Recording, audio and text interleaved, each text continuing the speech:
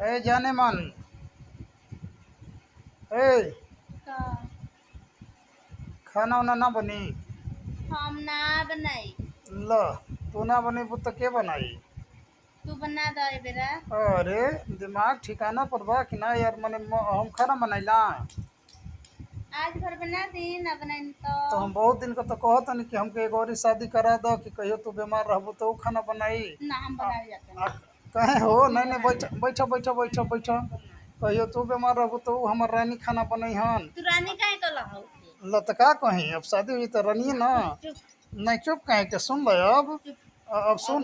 अब ना और अब ना हम बनाए जाते नहीं। कब बनी नहीं नहीं नहीं सुनो का सुनो बनी सुनो बोली। सुनो सुनो अब बनी बाद में पहले ना अब सुन। अब ना अब कुछ नहीं। अरे अब कुछ नहीं। काहे गजब हाल पहले हम सुन। बनाए जाते ना। नहीं नहीं का मत बनी बोली। मत बनाओ मत बोली का बनाओ बनी। तो बनाइबे मत करो का बनी बोली। बनाओ।